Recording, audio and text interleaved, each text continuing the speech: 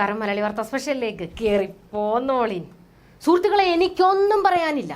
നിയമസഭയിൽ കലഹം കലാപം തൂക്കി വാരി പെറുക്കിയെടുത്തിട്ട് അടി വെട്ടും കുത്തും നടന്നില്ല, ബാക്കിയെല്ലാം നടന്നേക്കുന്നു.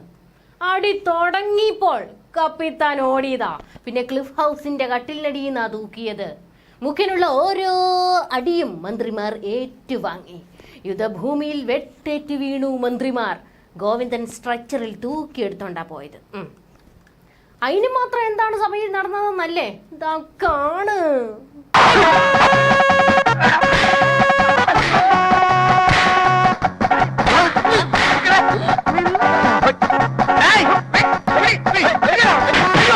ഈ കേരളത്തിൽ പിണറായി സർക്കാരിന്റെ ഭരണത്തിൽ സ്ത്രീ സുരക്ഷ ഇല്ല എന്ന് കെ രമ ചാടി എഴുന്നേറ്റ് ഒരൊറ്റ ചർച്ച.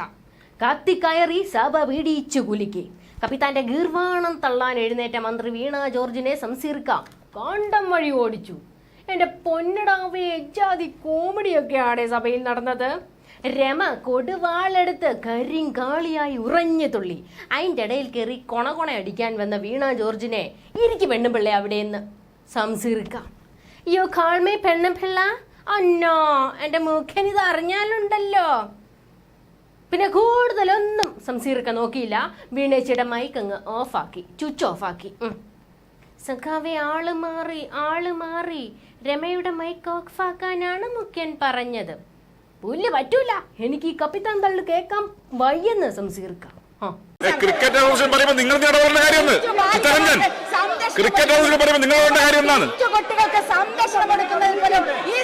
കരിങ്കാളിയല്ലേ AKGയിൽ വാഴണ വീണ ജോർജ് കൊടുവാളെടുത്ത് നിയമസഭയിൽ അഴിഞ്ഞാടി. സംസാരിക്കാൻ അവസരം കിട്ടിയതും തുടങ്ങിയില്ലേ മന്ത്രി കൊച്ചമ്മ വരുന്നുണ്ടേ. Sir, I have to speak sir. സ്പീക്കാൻ സ്പീക്കറുടെ അനുമതി. പിന്നെ അങ്ങ് സ്പീക്കലോട് സ്പീക്കലാ.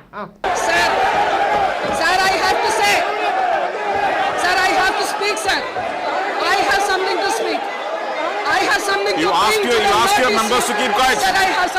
You ask your members to keep quiet. You ask your members to keep quiet. ഡേയ്, ഉപ്പിട്ടൊരു ബോഞ്ച് വെള്ളം ചേച്ചിക്ക് കൊട്. കപ്പിത്താന് വേണ്ടി എത്ര വെട്ടാണ് ഏറ്റുവാങ്ങിയത്. ഈയടാ ലേ വീണ, കപ്പിത്താനെ വഞ്ചക, എന്നോട് ദൈവം ചോദിക്കൂന്ന്. സഭ തുടങ്ങിയപ്പോഴേ ഓടിയല്ലേ. അങ്ങനെ ഡയലോഗ് അടിച്ച് BGM ഇട്ട് മന്ത്രി കൊച്ചമ്മ ചമ്മല് മാറ്റി ഒന്ന് കസേരയിൽ ഇരിക്കുന്നു. തൊട്ട് പിന്നാലെ VD സതീശൻ എഴുന്നേൽക്കുന്നു. പുല്ല്, ഞാൻ പോവാന്ന് വീണ ജോർജ്. സതീശൻ എഴുന്നേറ്റ മന്ത്രി കൊച്ചമ്മയെ ഊഞ്ഞാലാട്ടി വിട്ടു. വല്ലാത്തൊരാട്ടലായിരുന്നു അത്.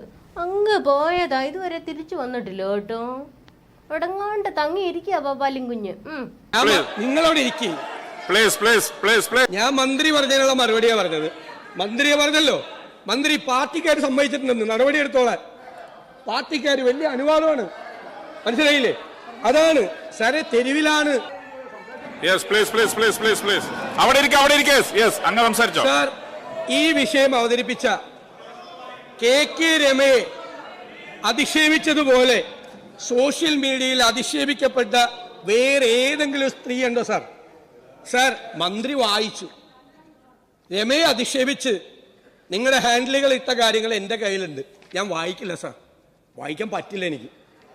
എവിടെ കപ്പിത്താൻ?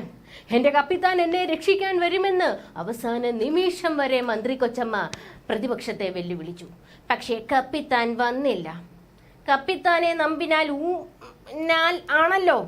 ഒടുവിൽ പിടിച്ചു നിൽക്കാൻ അവസാന അടവ് പുറത്തെടുത്തു മന്ത്രി കൊച്ചമ്മ. പ്രതിപക്ഷത്തോട് ഒരു സ്ത്രീയെ ഇങ്ങനെ അപമാനിക്കാൻ പാടുണ്ടോ? ഇതാണോ പ്രതിപക്ഷം? ഇങ്ങനെയാണോ പ്രതിപക്ഷം? ഇങ്ങനെയാകാൻ പാടുണ്ടോ പ്രതിപക്ഷം? ഇങ്ങനെയൊക്കെ പറയാൻ പറ്റുമോ?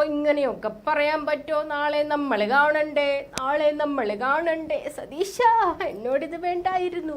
പ്രതിപക്ഷം ഇങ്ങനെയാണെങ്കിൽ ഈ കളിക്ക് ഞാൻ ഇല്ല, തുപ്പും ഞാൻ. കൂട്ടുവെട്ടി സതീശ, എന്നോട് കാണിച്ചു തരാൻ ഞാൻ. ഒരു സ്ത്രീയെ പൊതുസ്ഥലത്ത് വെച്ച് തെറിവിളിക്കാൻ മാത്രം ആയോടാ നീ?